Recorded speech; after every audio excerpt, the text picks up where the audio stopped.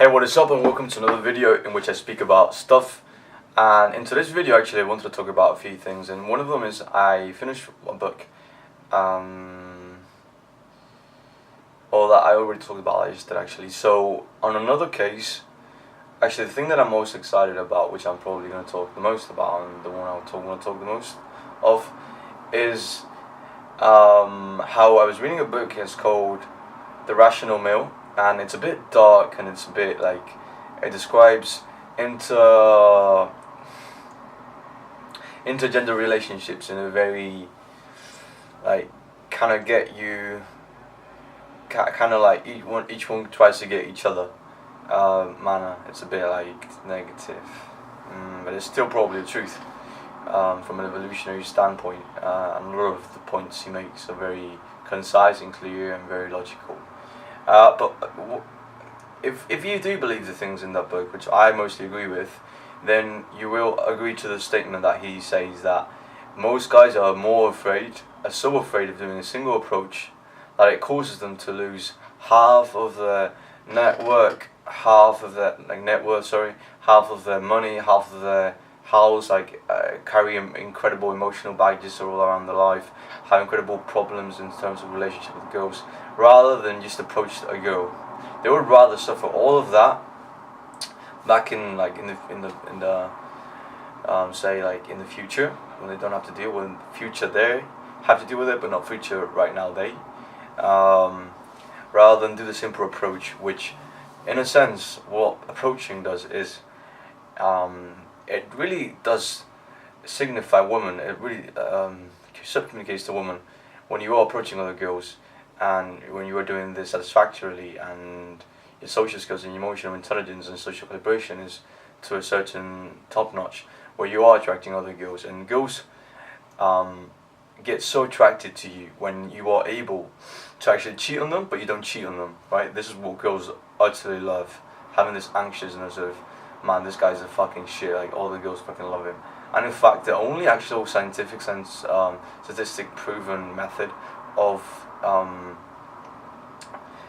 seeing if women actually are attracted to man, it's like, you can say, well, presence makes you more attractive, and freedom from outcome and non-neediness also is like really good for girls, but that's not really scientifically proven yet.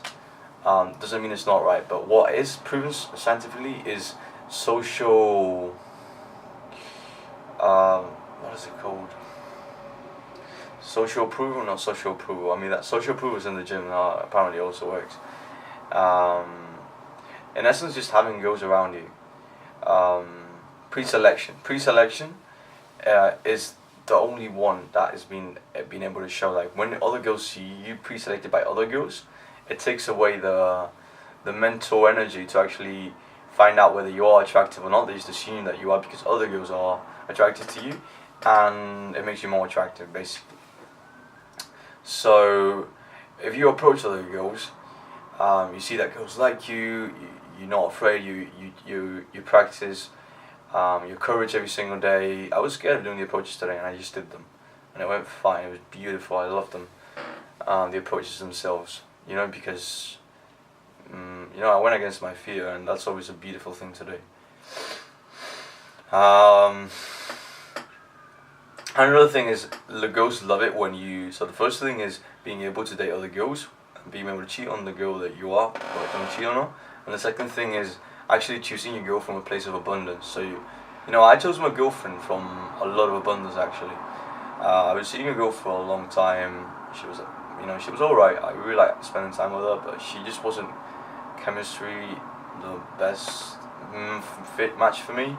Then I was like talking to other girls. I was, fooling around with some other girls, and some of them were really attractive, and my game at the time was really on point, and I chose the girlfriend that I'm going out with from that point, and I'm really happy with her, and we could really tell that we have a really healthy relationship, and I really like spending time with her. It doesn't mean it might not end tomorrow, but I hope it doesn't. I really want to have kids with this girl, because she has very good marital values, and just the way she's acted until now, she's proven me that she's a good mother.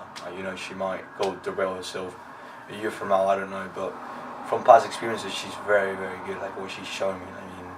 I mean, where you can be like, oh, how, like, trust me, I know how this girl is acted. Doesn't mean she's gonna act like this in the future, but just like in terms of like even like sex, to be a little bit more like raw with you. She's been very, very careful, and not in terms of like giving it, you know, because I hate that. I honestly do. Because if a girl likes me, I want to get over that shit as soon as possible, you know, and become as comfortable with each other. But in terms of just like protection and stuff like this, she's been very, very careful, and I really appreciate that, to be honest, actually.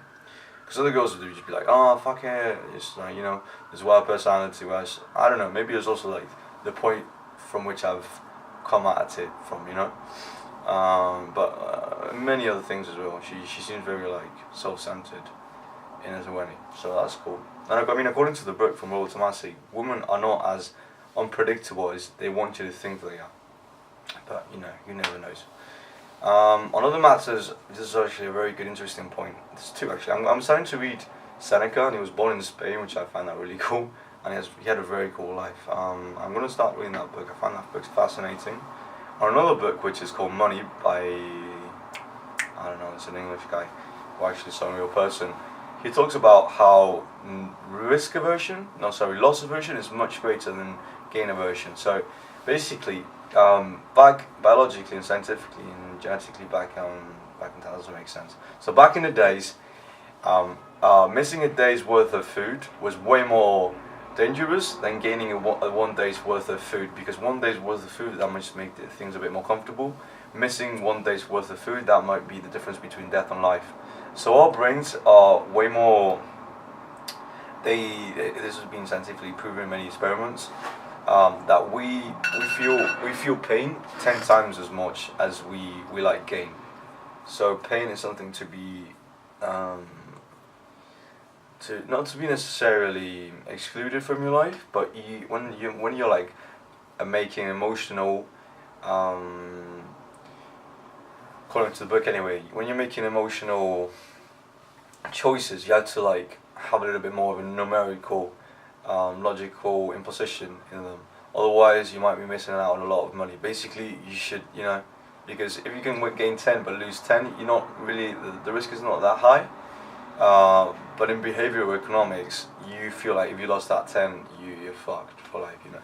Whereas in reality, it's not that bad, according to the book. It depends on the situation, of course. Everything is so circumstantial and perspective oriented. But yeah, that's basically it. I'm reading another book. It's called Capital, and one of the reasons that's made me stick to this book, because this book is fucking hard as fuck to keep reading, man, is I was reading Jordan Belfort, and I think he's a cool guy, and he said he'd read the book on his book, and he made a few points from that book, and this book is so crazy and so long and so boring about economics back in the 16s. Like, it's called Capital, and it's basically everything you need to know about capital. I think I've gone for 10 hours of them, and it's still like back in the 17th century. Honestly, it's crazy. It goes back and forward. Obviously, it's not just like prehistoric capital, obviously.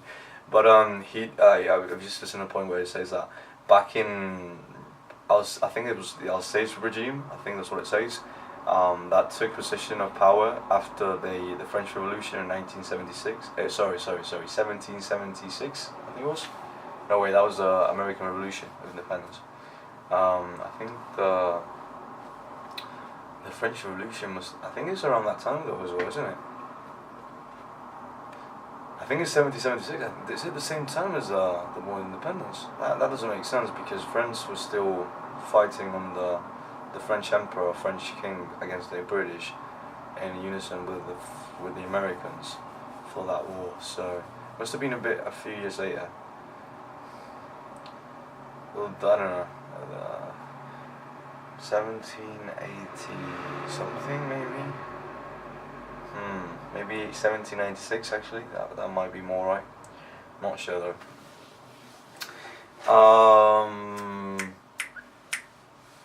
Yeah, so it says that in that period, for some reason, like, they had to sell some stuff, and the Catholicism, the French Catholic Church had more money than U.S. corporations have in terms of relative economic wealth.